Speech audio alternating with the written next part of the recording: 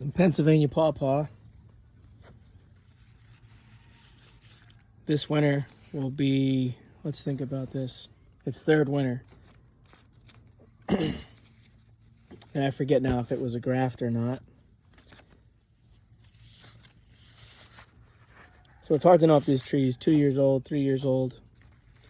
But either way, it's a small little thing. Its first summer here. I had some shade cloth. Gave it some shade because that's what, was recommended. And it did pretty good.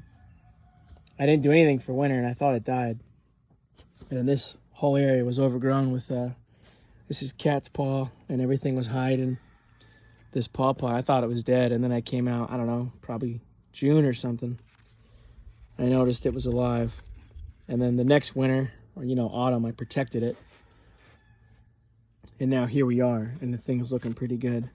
And a veterinarian from Ohio sent me some Kentucky Paw Paw seeds. And he stratified them. There was 20 seeds he sent me. And out of those 20 seeds, I got 5 to germinate. But the sprout, which can take 2 to 3 weeks, I put them in a Ziploc bag in a cold room they're wrapped in a wet paper towel, taped to a window. And yeah, these are the only 5 that germinated. And the taproot's real long.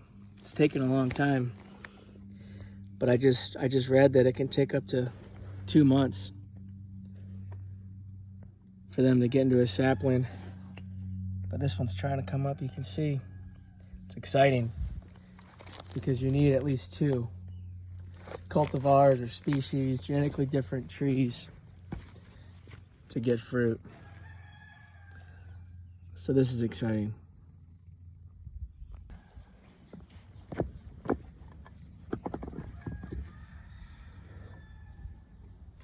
Me and my daughter were messing with this last night. It was pretty cool. Look at that. Doesn't look like much yet.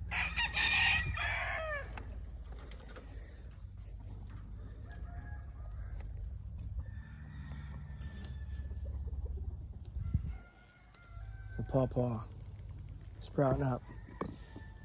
This will be good. Boone, relax. I know this ain't deep enough, but this is what I got right now to quickly plant a dozen, let's say. I could do more. I got a dozen and a dozen, and then the rest of the bag looks like the rough stuff. These were the best. So I got a dozen I was gonna put in these and just put right in the ground in my Paw Paw bed with the young tree and the seedlings. Because this way I don't have to worry about, the first week of January what to do with them, really. I could do the same thing with these ones and just put them in the window in soil. But yeah, I'm gonna just put half of them outside in these and see how it goes. My cousin just sent me some Paw Paw seeds from, I think, down in Chester County along the Brandywine River. Anyway, I picked out some nice ones, two dozen nice ones. And right off the bat, I'm gonna plant some of these and put them in the soil. And I made like a Paw Paw bed for my young tree and then some seedlings from New Hampshire and Kentucky. So yeah, we should have some good Paw Paw genetics.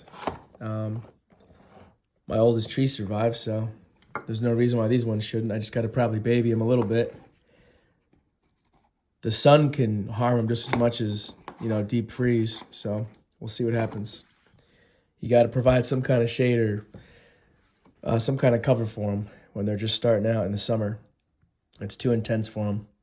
They grow in the understory and the floodplains and all, so we'll see how it goes up here in Maine. Yeah, so this half here, I just have a dozen seeds. I took 3, strips of paper towel and wetted them down. I'm going to put them in a Ziploc bag for now, but really I should get like a Tupperware container.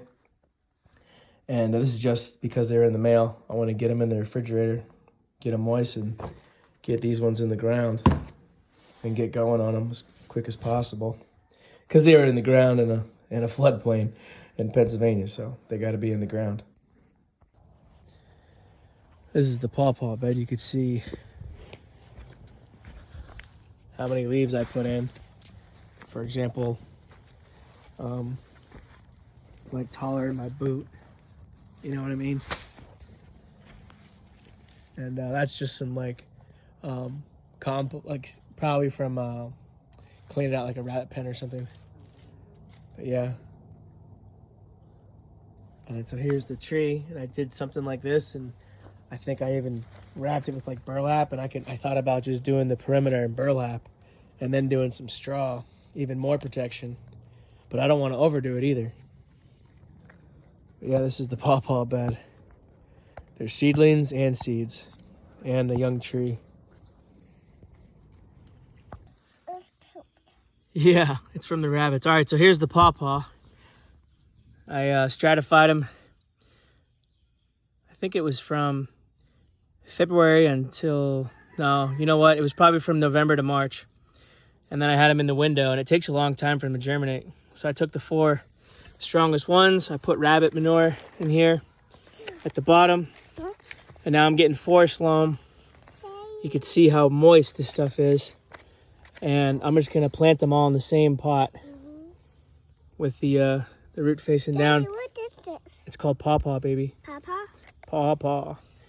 And me and my sister down in Pennsylvania is doing the same thing with the same seeds. Put it in there? And these are from the Brandywine Creek, like the Brandywine River, depending on how, it's Brandywine Creek, but We'll try too, this one. yes. And We'll try. these will come up. And there's a pretty deep pot. Paw Paw? Yep. And I did this last year. And Yeah, some more Paw Paw? then I had them outside to see over winter. I put these pots in the ground. I put them directly in the soil. And what else did I do?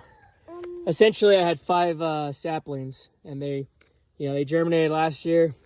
They grew up into, they had leaves, they're little saplings, they're real fragile, and I put them in, and I had them in pots, and I put them in pots and put them in the ground, and I put some directly in the soil. So we'll see. Daddy, what are you doing? We're planting Paw Paw, baby.